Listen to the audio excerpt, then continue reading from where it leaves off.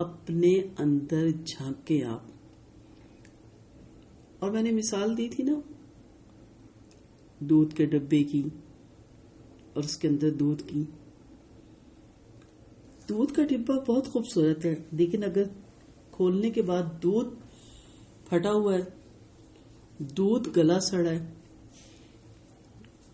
دودھ کڑوا ہے، اس کا رنگ چینج ہو گیا، تو اس ڈبے کی خوبصورتی کس کام کی؟ کیونکہ استعمال کی اصل چیز تو بیکار گئی، پیسہ ضائع گیا. یا کیا آپ اس ڈبے کو سجائے رکھیں گے کہ ڈبہ بہت خوبصورت ہے؟ یہی حال کہیں ہمارا تو نہیں؟ کہیں ایسا تو نہیں کہ ہماری ڈبہ تو بہت خوبصورت ہے لیکن اندر ہمارا گل سڑ گیا ہے، کہیں نہ کہیں کڑوا ہو گیا ہے، کہیں نہ کہیں اندر کا مٹیریل ایکسپائری ہو چکا ہے، اور ہم باہر کی خوبصورتی پہ اپنا سارا وقت صرف کر رہے ہیں. اکثر ہماری بہنیں سوال کرتی ہیں، اور ہم سب کا یہ سوال ہے کہ نماز میں دھیان ادھر ادھر چلا جاتا ہے. آپ دیکھیں جب ہم نماز کی تیاری کرتے ہیں تو اس کی ظاہری تیاری جو کہ بہت ضروری ہے اس پہ بہت وقت لگاتے ہیں. صاف ستھرا ہونا ضروری ہے، صاف جگہ کا ہونا ضروری ہے، صاف کپڑوں کا ہونا ضروری ہے، خواتین کے لیے باریک کپڑے نہ ہوں، بال نظر نہ آئیں. سب کچھ کرنے کے بعد باوضو ہو کر جب ہم جائے نماز پہ کھڑے ہوتے ہیں تو یاد ہی نہیں رہتا اور ہم ادھر ادھر ڈولنا شروع ہو جاتے ہیں، اور نماز کمپلیٹ ہوتی ہے تو یہ بھی یاد نہیں رہتا کہ کس صورت میں کس رکعت میں کون سی صورت پڑی تھی. کیوں؟ کبھی آپ نے سوچا؟ اس لیے کہ ظاہری کنٹینر، ظاہریت تو بہت اچھا اس کو وقت دیا، لیکن اس کے جو اندر شخصیت تھی وہ بالکل گل سڑ گئی تھی. اس کی صفائی کا، اس کی ستھرائی کا خیال ہی نہیں رکھا. جبکہ جائے نماز پہ ہم کھڑے ہوتے ہیں تو کس شخصیت کو لے کے؟ دونوں، خارجی بھی اور داخلی بھی. لیکن اللہ کے ہاں جو پیش ہوگی وہ داخلی شخصیت ہوگی، اندر کی. جس دن آپ اس چیز کو دہرائیں گی کہ میں جائے نماز پہ کھڑی ہوئی ہوں اس کنٹینر اور اس ڈبے کے ساتھ جو بظاہر بہت خوبصورت ہے، بہت صحت مند ہے، بہت صاف ہے، بہت کلرفل ہے، ہر طرح کی آج کے جدید دور کے تقاضوں کے مطابق ہے، لیکن جو دوسرا داخلی اس کا مٹیریل ہے، میں اس کو لے کے جب کھڑی ہوں گی، آپ اس کو لے کے کھڑے ہوں گے تو اس وقت آپ کا دھیان کہیں نہیں جائے گا. آپ سوچیں گے کہ میں یہ جو کھڑی ہوئی ہوں کیا میں وہ ہوں جو مجھے ہونا چاہیے تھا؟ کیا میں وہ ہوں جو میرے رب کو مطلوب شخصیت تھی؟ کیا میں وہ ہوں کہ جو اپنے رب کے سامنے شرمسار ہے؟ کیا میں وہ ہوں جو اپنے رب کے سامنے عاجز ہے؟ کیا میں وہ ہوں جو میرے رب نے مجھے بنا کے بھیجا؟ کیا میں وہ ہوں جس کے اندر سنت آدمیت ہے، یا میرے اندر سنت شیطانیت ہے؟ سنت شیطانیت کیا تھی؟ گناہ ہوا، الزام نعوذ باللہ اللہ پہ لگا دیا، اپنے آپ کو بہتر سمجھا، کہا انا خیر من، اور پھر اڑ بھی گیا، اور پھر اس کو صحیح قرار دینے کے لیے وقت بھی مانگ رہا ہے، اور پھر ساری عمر لگا رہا ہے اس غلط کام کو صحیح پیش کرنے کے لیے. ہار نہیں مان رہا، غلط کر کے ہار نہیں مان رہا، غلطی ایکسپٹ نہیں کر رہا. کیا کہیں میں وہ تو نہیں؟ سوچئے گا جب اب جائے نماز پہ کھڑے ہوں اور آپ کہتی ہیں اللہ اکبر، تو میری کبریائی کہاں گئی؟ میرا کبر کہاں گیا؟ میرا تکبر کہاں گیا؟ وہ تو کنٹینر کے اندر ہے. یہ عاجزی تو ظاہری ہے، سر جھکائے، دوپٹہ لپیٹے، کوئی کہتا ہے پیروں کے انگوٹھے کو دیکھو، کوئی کہتا ہے گھٹنے پہ نظر ہو، کوئی کہتا ہے رکوع پہ نظر ہو. میں نچیز کہتی ہوں اپنے نفس پہ نظر رکھیں، دیکھیں کہ کیا آپ وہ ہیں یا آپ کے اندر سنت شیطانیت کوٹ کھٹ کے بھری ہوئی ہے. میں کسی کی کہاں سنتی ہوں، میں کسی کو کیا سمجھتی ہوں، میرے سامنے کوئی بول کے دیکھے میں یہ میں وہ، اس میں نے، اور یہی میں تھی نا شیطان کی، انا خیر منہا، کہ میں اس سے بہتر ہوں. یہ میں کس نے دیا آپ کو؟ شیطان نے. تو جو سوال تھا میرا کہ آپ کون ہیں، تو کیا آپ دعوے سے کہہ سکتے ہیں کہ نہیں میں نے تو سنت آدمیت اپنائی ہوئی ہے، بھول ہو گئی، لرزش ہو گئی، فوراً اپنے رب سے رجوع کیا، توبہ کی، معافی مانگی، اپنی غلطی کو ایکسپٹ کیا، گڑ گڑائی، روئی، اور میں نے کہا اللہ تعالیٰ مجھ سے غلطی ہو گئی، تیری کبریائی ہے، تو ہی بڑا ہے، تیرے سوا کوئی بڑا نہیں. اللہ اکبر کہہ کے میں نے سلنڈر کیا. تو اس لیے یہ سوال اللہ کرے میں آپ کو کلیئر کر سکی ہوں، کیونکہ بعض چیزیں جب ان کو آسان کرنا ہوتا ہے اپنی سادہ فہم بہنوں کے لیے جن کی ایجوکیشن کم ہے یا عمر زیادہ ہے یا آئی کیو لیول کم ہے، تو سمجھانا تھوڑا سا مشکل لگتا ہے. ہو سکتا ہے وہ جلدی پک کر لیں، لیکن میرے لیے تھوڑا سا مشکل لگتا ہے. تو دیکھنا یہ ہے کہ میں کیا ہوں، کیا میرے اندر سنت آدمیت ہے. جب آپ اس اندر کے مٹیریل یعنی نفس پہ دھیان رکھیں گی تو ناممکن کہ آپ کا دھیان ادھر ادھر جائے. آپ کو فوراً خیال آ جائے گا کہ جھوٹ بول کے نماز میں کھڑی ہو گئی ہوں، غیبت کر کے نماز میں کھڑی ہو گئی ہوں، ٹو لگا کے نماز میں کھڑی ہو گئی ہوں، تجسس کر کے نماز میں کھڑی ہو گئی ہوں، یہ ہوں میں، تکبر کر کے کھڑی ہوں، بڑا نخرہ ہے مجھے، بڑی چیز سمجھتی ہوں میں اپنے آپ کو، جہاں تک میرا زور چلتا ہے میں چلا کے کھڑی ہوں. تو یہ جو سوال تھا اس کا جواب تلاش کرنے میں ہمیں کچھ وقت لگے گا، لیکن انشاءاللہ ہم اس کو تلاش کر کے چھوڑیں گے. اسی لیے ہماری جو صوفی ازم ہے، اگر آپ ان کو پڑھتے ہیں، ہم یہ نہیں چاہ رہے کہ آپ صوفی ازم میں چلے جائیں، لیکن وہ کہتے ہیں اپنی شاعری میں، پڑھ پڑھ علم ہزار کتاباں اپنے آپ انہوں نہ پڑھیا.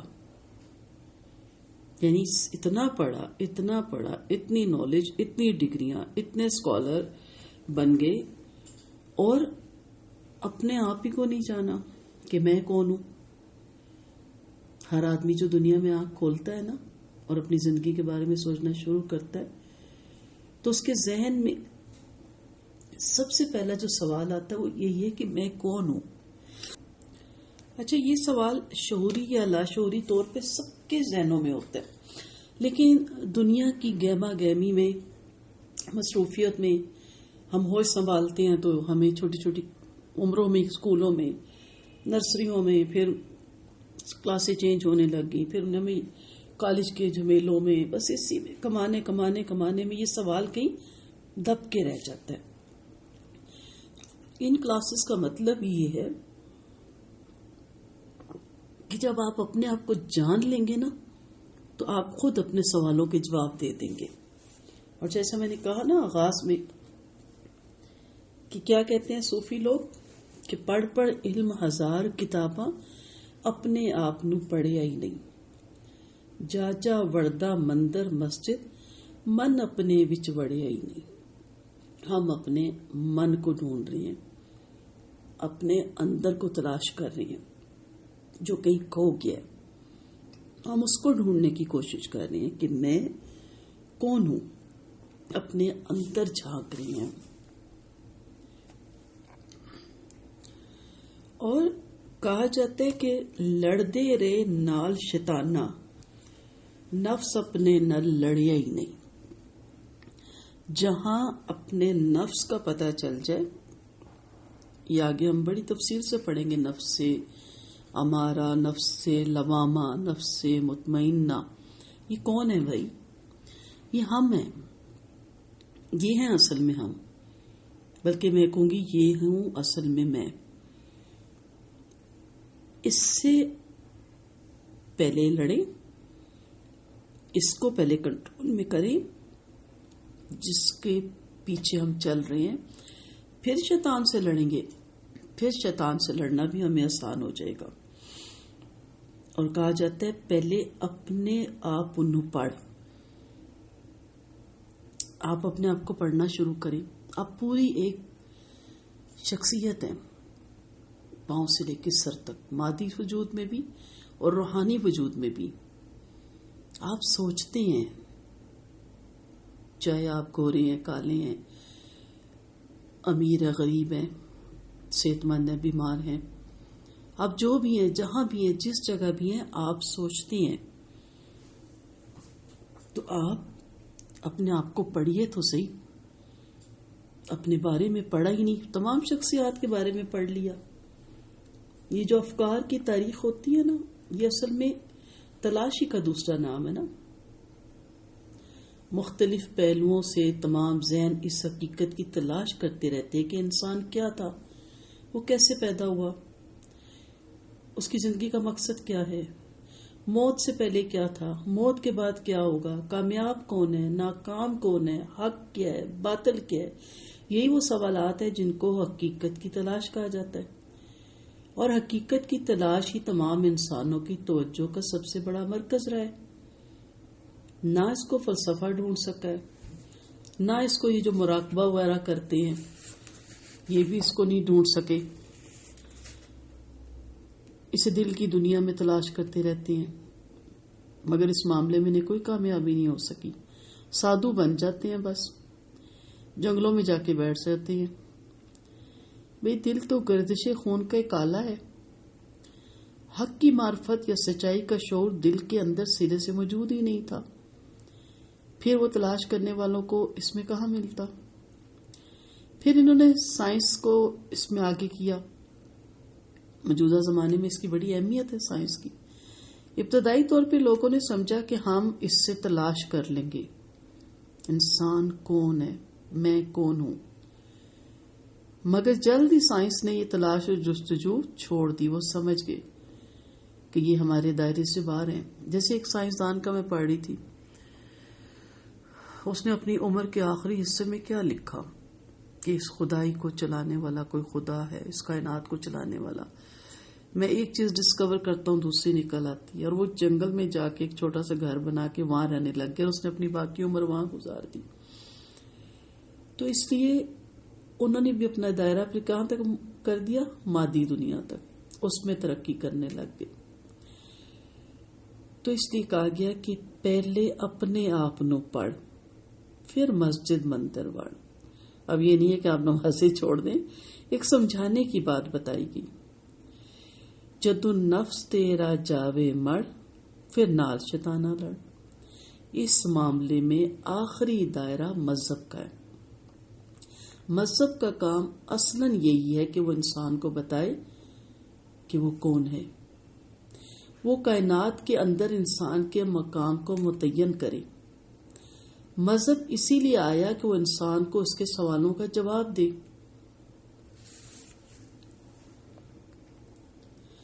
جب ہم اس سوال کو پا لیں گے تو پھر ہماری اندر کی جو صلاحیتیں ہیں وہ جاگیں گی.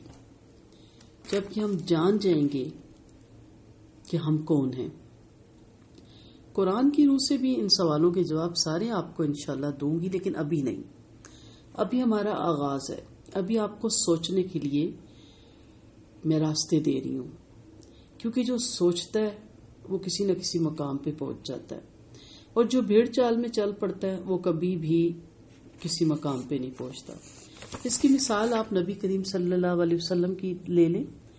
دیکھتے تھے کہ یہ سب کچھ کیا ہو رہا ہے، کیوں ہو رہا ہے، یہ ہونا نہیں چاہیے، یہ سوٹ نہیں کرتا اس پہ. کہ یہ جو عرس ہوتے تھے اور یہ جو خانہ کعبہ کے گرد طواف کیا جاتا تھا اور اپنے بتوں کو اٹھا اٹھا کے پھر آپ غار ہرا میں چلے جاتے تھے. وہاں سوچتے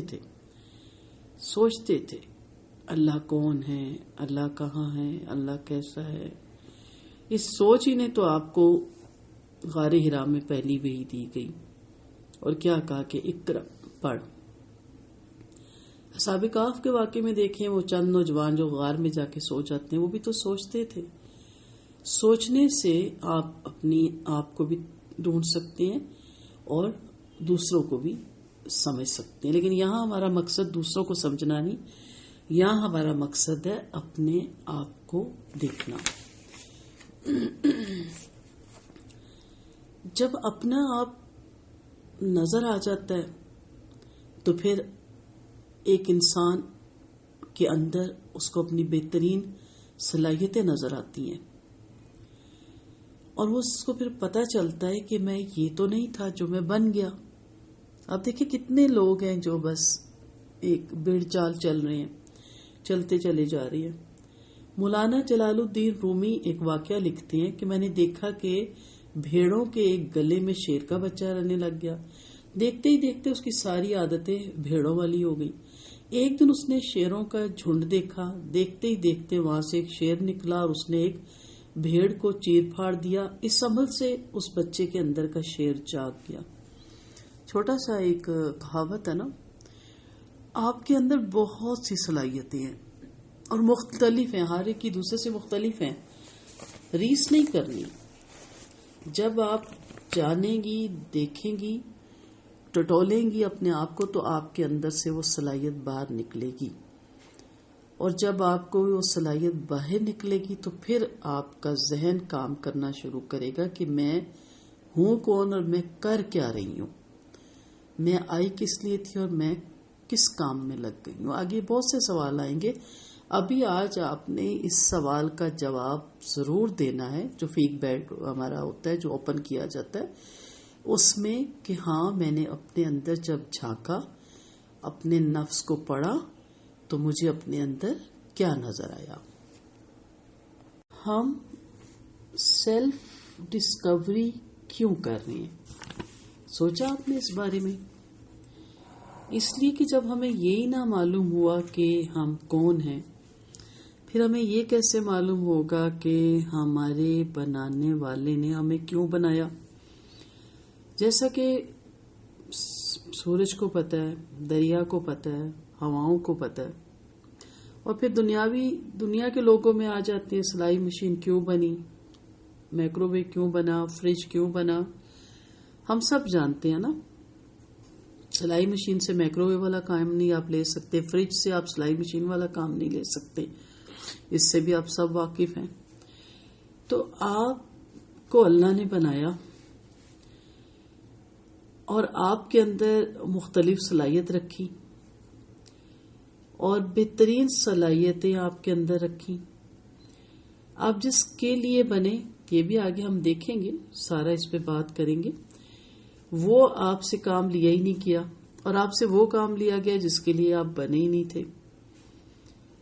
تو ہمارا مقصد ہے کہ ہم اس دنیا کو چھوڑنے سے پہلے جو ایک ہی دفعہ ہمیں ملی ہے, ہم اس کو اچھی طرح دیکھیں, کیونکہ یہ اللہ کی بہت بڑی نعمت ہے اور ہمیں اس نے بنایا کہ یہاں بھیجا ہے, تو ہم سے اسی نعمت کے اندر رہ کے اپنے لیے جنت کا بہترین درجہ حاصل کرنا ہے. مشہور زمانہ اور مصنف روبن شرما کچھ لوگوں کو ٹریننگ دے رہے تھے. تمام شرکا میں انہوں نے ایک سیب تقسیم کیا اور کہا اسے کھائیے. سب نے کھا لیا, کوئی جلدی کھا گیا, کوئی تھوڑا سی سپیڈ کم تھی, شور و غل مچ گیا, ہوگی مشق ختم.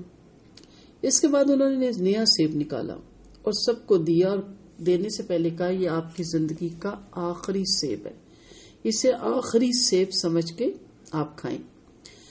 آپ شرکا آرام سے بیٹھے, تسلی سے انہوں نے سیب کو دیکھا, پھر آرام آرام سے اس کو مزے لے کر کھایا.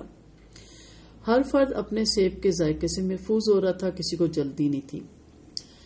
کیونکہ انہیں پتا تھا کہ سیب ان کی زندگی کا آخری سیب ہے, تو وہ اسے مزے سے کھا رہے تھے. کیونکہ اس کے بعد ملنا نہیں تھا.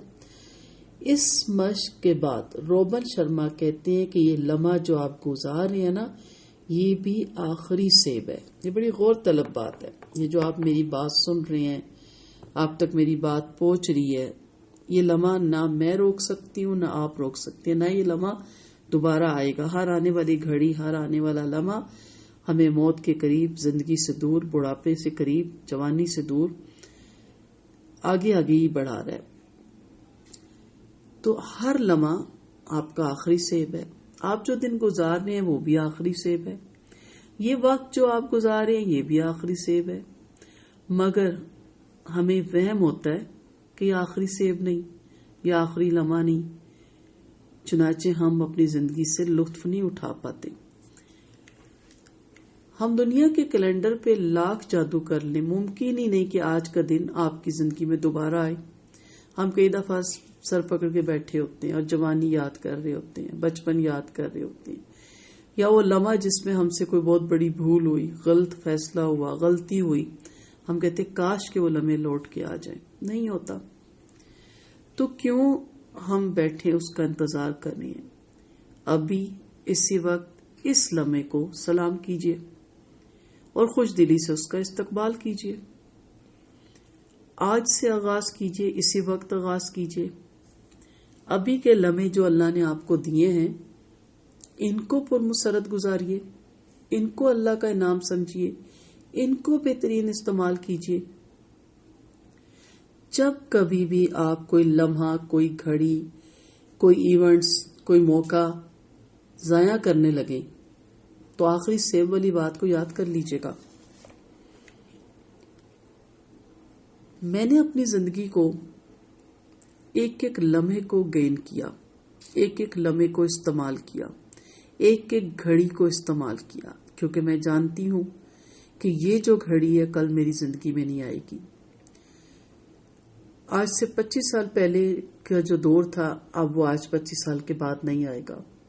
اور آنے والا دور وہ کیا ہوگا اس کو سوچنے کی ہمیں ضرورت نہیں ہے. میرے رب نے جو لمحہ دیا ہے، اس لمحے کو مجھے کیسے استعمال کرنا ہے، یہ میرا پرابلم ہونا چاہیے. کسی کو بھی یقین نہیں کہ وہ آنے والے کل میں زندہ رہے گا یا نہیں. یقین صرف یہی ہے کہ اس وقت سانس چل رہی ہے، میں بول رہی ہوں، آپ تک آواز پہنچی، آپ سن رہے ہیں.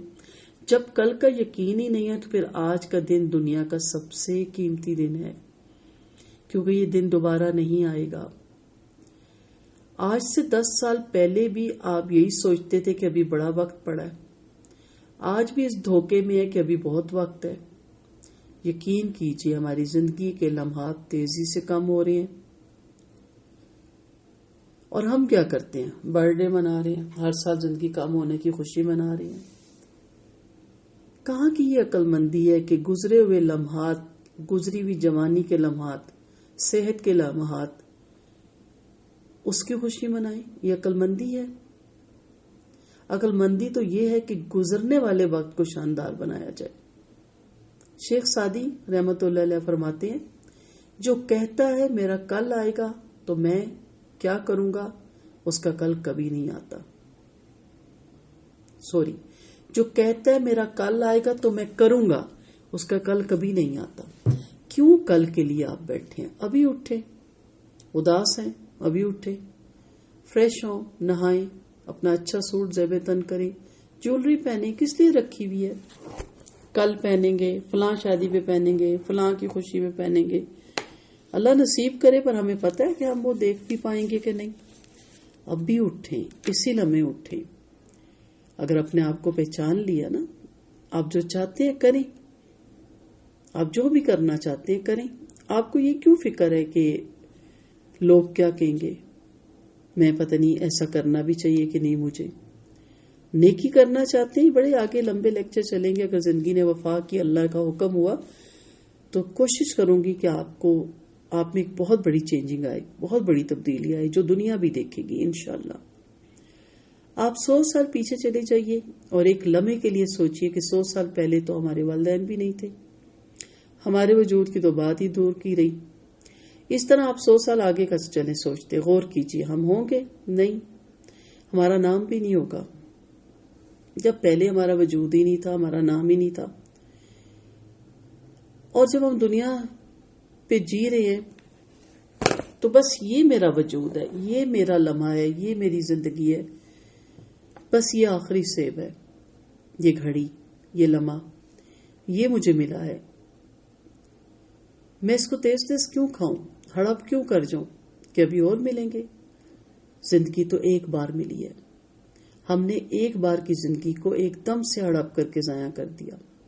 ہم نے زندگی سے فائدہ اٹھانا اور دوسروں کو فائدہ اٹھانے کے قابل نہیں بنایا، اور ایسی زندگی ہماری گزرتی جا رہی ہے بیکار میں. تو زندگی صرف ایک بار ملتی ہے. اب یہ آدمی کے اپنے اوپر ہے کہ وہ اپنی زندگی کو کامیاب بناتا ہے یا ناکام، وہ اس پہلے اور آخری موقع کو استعمال کرتا ہے یا اس کو کھو دیتا ہے. تو ہمارے لیکچر کا مقصد ہی یہ ہے کہ ہمارے سوالوں کے ہمیں جواب مل جائیں. میں خوش رہنا چاہتی ہوں تو خوش رہیں، اٹھیے اور اپنے آپ کو نئے سرے سے تیار کیجیے، اور آج کے بعد آپ نے ایک ایک لمحے کو استعمال کرنا ہے. جو آپ کرنا چاہ رہے تھے وہ آپ نے کرنا ہے، جو یہ نہیں کہ جو معاشرے نے آپ سے کروایا، جس میں معاشرے نے آپ کو مبتلا کر دیا، وہ نہیں. وہ بھی کریں اگر آپ کے اوپر کوئی ایسی ذمہ داری ہے، لیکن آپ کیا ہیں آپ وہ کریں. دیکھیے گا آپ ہمیشہ خوش رہیں گے. تو آج کا کوسچنز یہی ہے، دوبارہ پچھلے سے ہی ریلیٹڈ ہے، کہ آپ مجھے ضرور فیڈ بیک میں بتائیں کہ آپ نے اپنے اندر جھانکا. کیونکہ جب پرسنل میں کسی سے بات کرتی ہوں تو بڑی بڑی خواہشیں ہیں، بڑی بڑی آرزویں، چھوٹی چھوٹی معمولی جو وہ نہیں کر سکے، آج سے ہم کریں گے انشاءاللہ. وآخر دعوانا ان الحمد للہ رب العالمین.